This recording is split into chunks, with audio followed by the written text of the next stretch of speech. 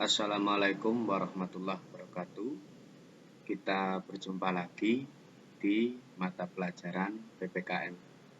Anak-anak, hari ini kita akan membahas tentang kerjasama dalam segala bidang kehidupan. Pernahkah kamu melihat atau memperhatikan tim sepak bola atau tim olimpiade game online?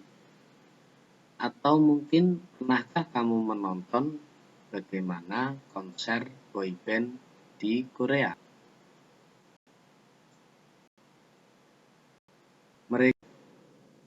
Mereka bisa berhasil atau terlihat sempurna permainannya. Itu dikarenakan karena mereka sanggup untuk saling bekerja sama. Apa itu kerjasama? Kerjasama berasal dari bahasa Inggris, yaitu cooperate atau cooperation atau kooperatif. Dalam bahasa Indonesia disebut dengan istilah kerjasama atau bekerja sama.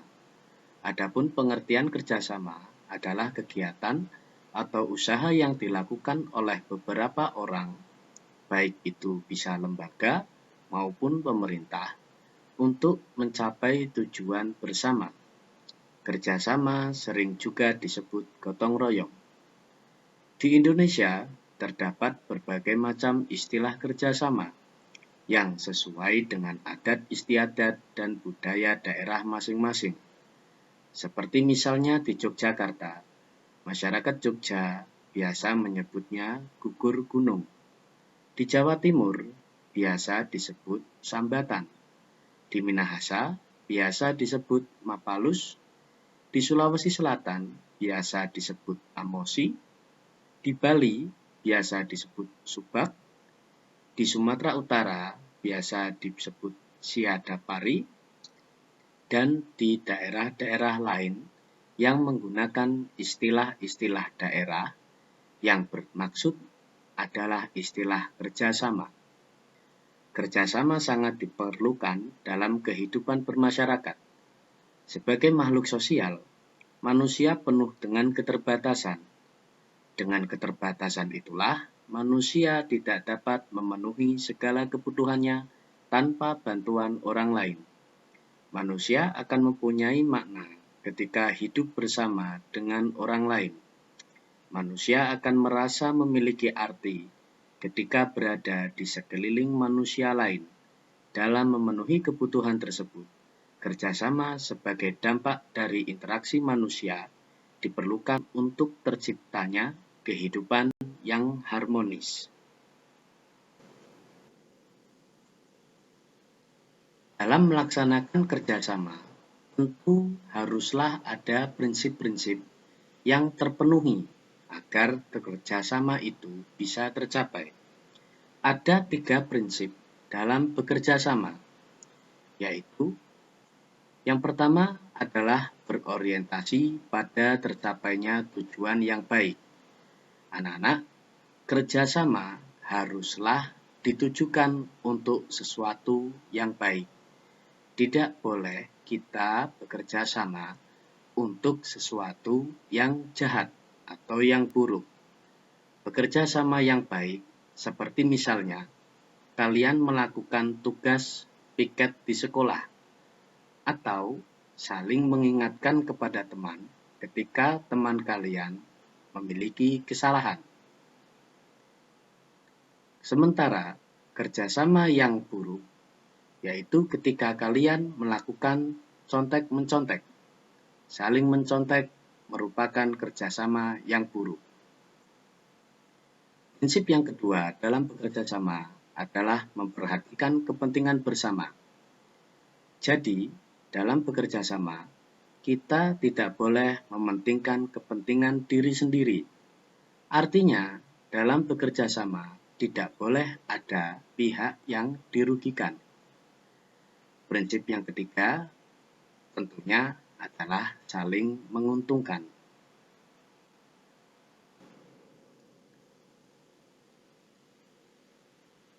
Bentuk-bentuk dari kerjasama dibedakan menjadi 2, yaitu pada pelaksanaannya dan juga pada tempatnya.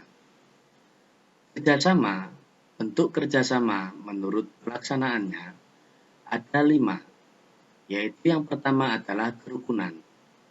Kerjasama yang berbentuk kerukunan sering dijumpai dalam masyarakat yang bentuknya sederhana, seperti misalnya ketika melaksanakan kerja bakti di lingkungan sekitar. Kedua adalah bargaining.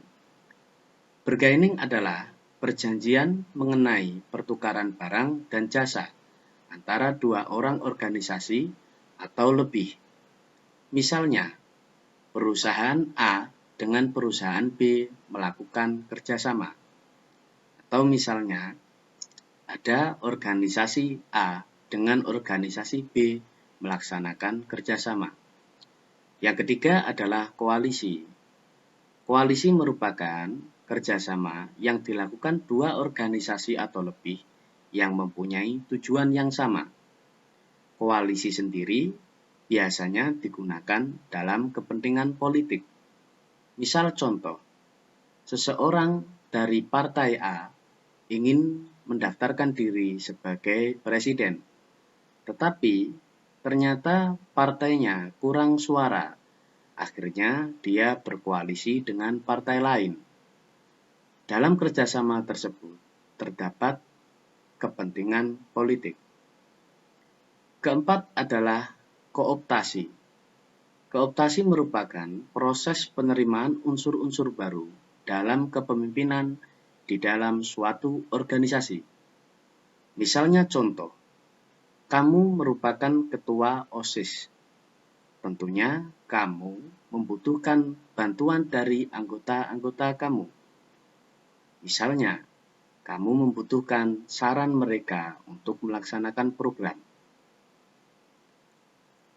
Yang terakhir adalah joint venture. Joint venture merupakan kerjasama yang dilakukan oleh beberapa perusahaan untuk menyelesaikan proyek tertentu. Misal contoh, ada perusahaan yang dimintai untuk membangun jalan raya. Tentunya dia memerlukan kerjasama dengan perusahaan lain. Misalnya, perusahaan yang memiliki produksi aspal, perusahaan yang memiliki produksi batu, pasir, dan lain sebagainya. Mereka bekerja sama untuk menyelesaikan suatu. Kemudian, bentuk-bentuk kerjasama itu juga berdasarkan pada tempatnya. Ada 2. Yang pertama adalah primer. Kerjasama yang terjadi dalam kelompok primer ini merupakan kerjasama yang melibatkan anggota keluarga. Misalnya, ketika ayah kamu sedang memperbaiki teras rumah, pasti tentunya dia akan membutuhkan bantuan kamu. Atau misalnya, ibu kamu menyuruh kamu untuk pergi ke warung, untuk berbelanja. Itu merupakan kerjasama dalam bentuk primer. Yang kedua adalah kerjasama sekunder. Kerjasama ini terjadi di luar lingkungan keluarga. Misalnya, pada organisasi kemasyarakatan atau organisasi profesi.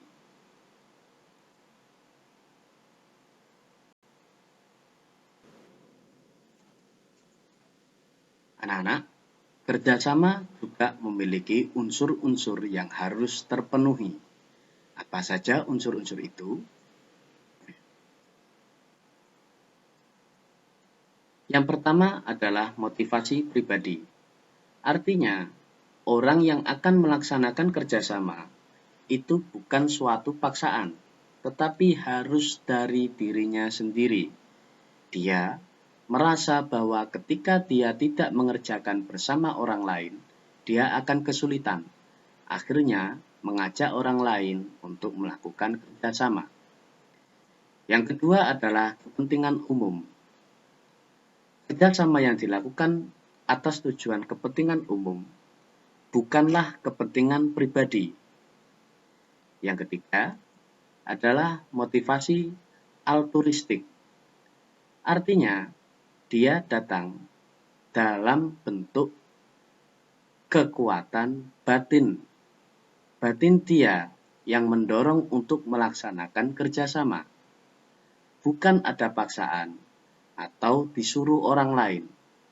Misal contoh, ketika tempat kamu sedang melaksanakan kerja bakti, maka kamu dalam diri sendiri akan ikut mengikuti kerja bakti itu, tanpa harus disuruh ataupun diiming-imingi suatu imbalan. Yang terakhir adalah tuntutan situasi. Bentuk kerjasama ini ditentukan pada kondisi situasi yang ada. Misalnya, di daerah kamu ada pohon yang tumbang dan menutupi jalan raya. Apakah semua warga hanya akan diam? Tentu tidak. Mereka akan saling bekerja sama untuk memotong kayu-kayu tersebut dan menyingkirkannya dari jalan.